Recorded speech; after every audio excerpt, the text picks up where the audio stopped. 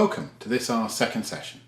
Having given you an insight into the range of historic landscapes that you may be dealing with, we're now going to examine the legislation, guidelines and guidance. Our aim is to guide you through the key documents that relate to managing woodland and forest. Nearly all of these are available online through the relevant government agency.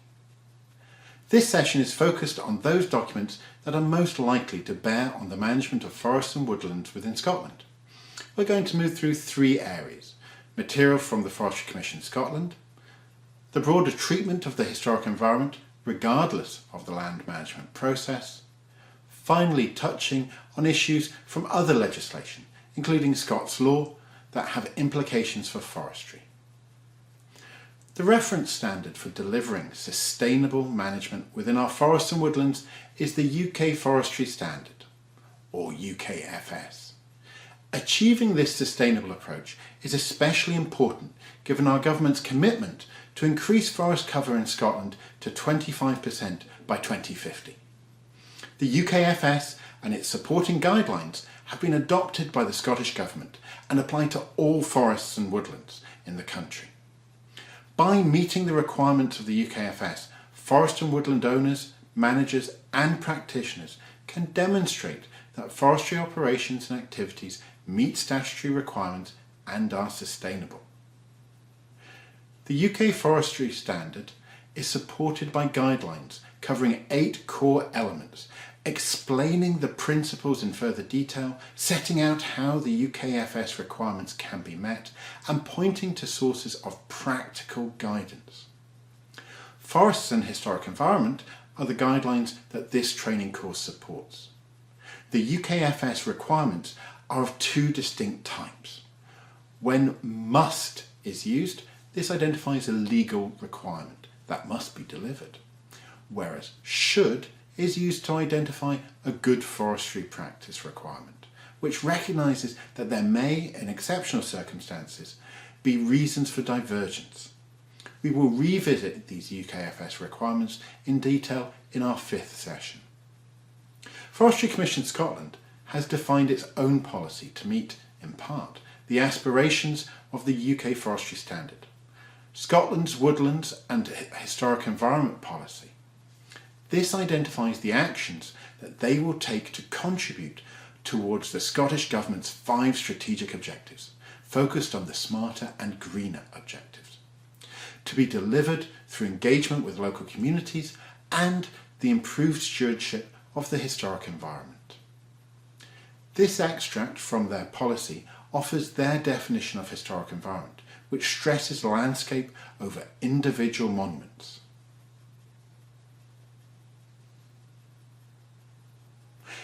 There are also a range of practice guides that have been developed to support the integration of the historic environment with modern forestry practice.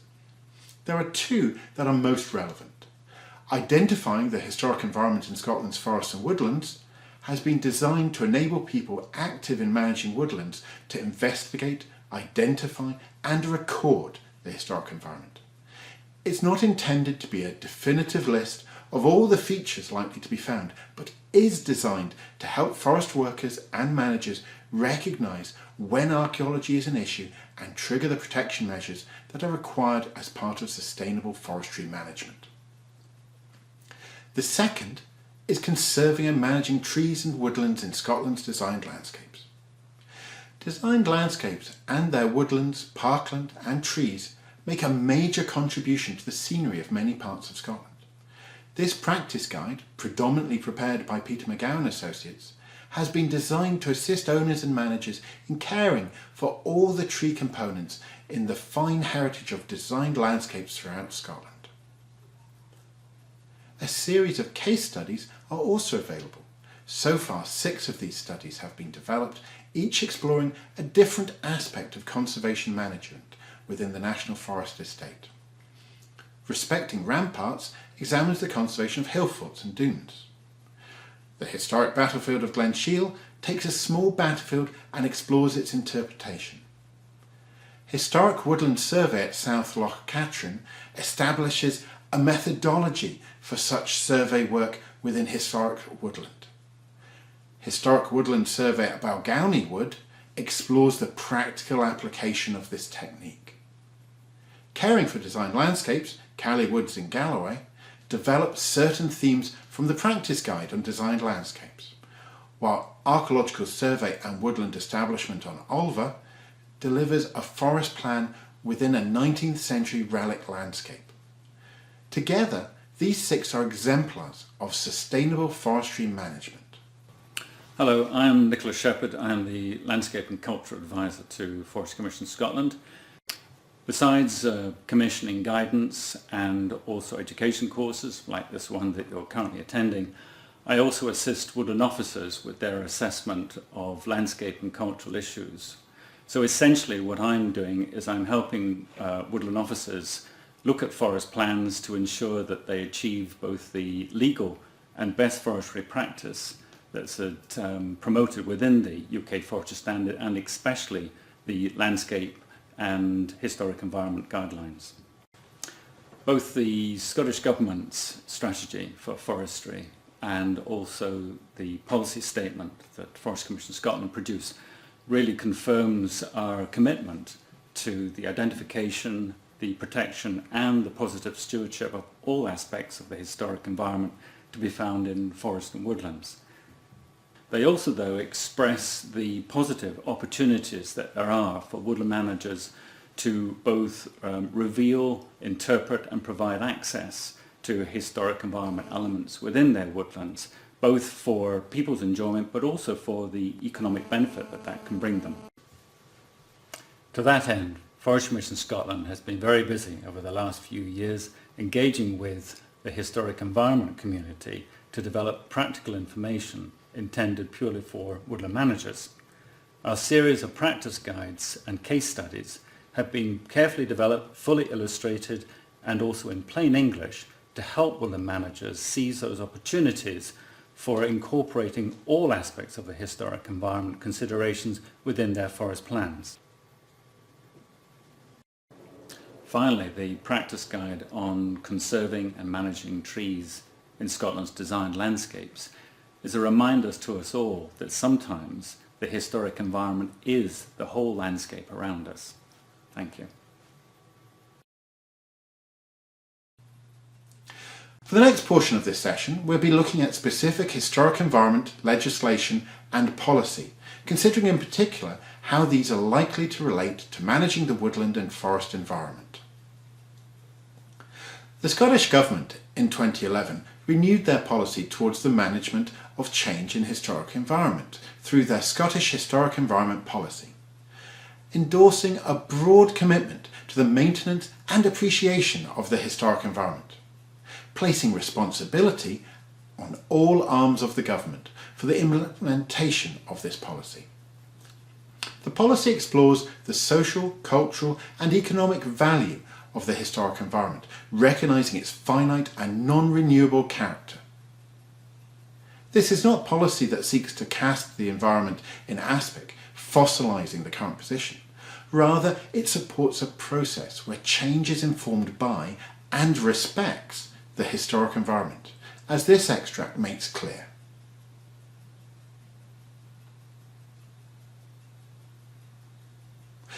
Moving away from policy and into legislation, the Ancient Monuments and Archaeological Areas Act 1979 requires the compilation and maintenance of a schedule of monuments assessed to be of national importance, a task undertaken by Historic Scotland.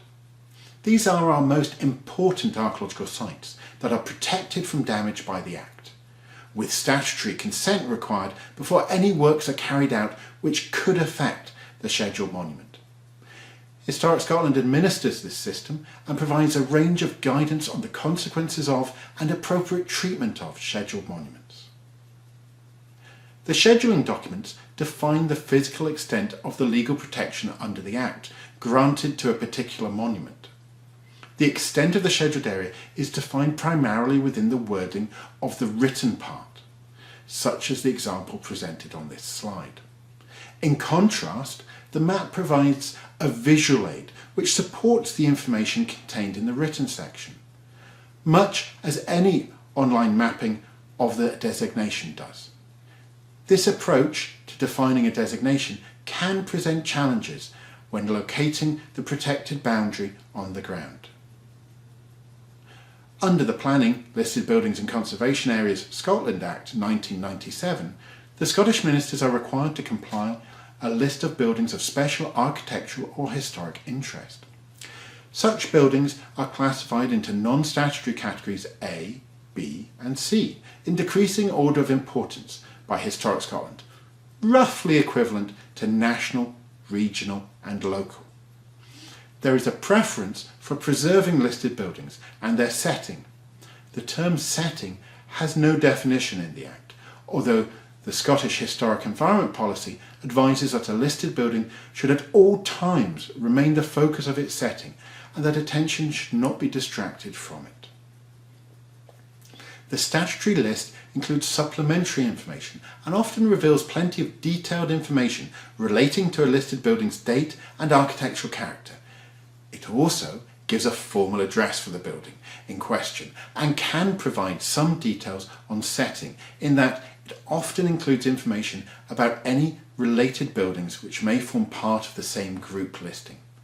These might include, for example, individual components of a designed landscape. This supplementary information is non-statutory.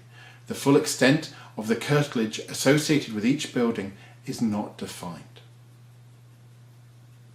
Scotland currently has 5 World Heritage Sites: the Antonine Wall, St Kilda, Edinburgh Old and New Towns, New Lanark and the heart of Neolithic Orkney.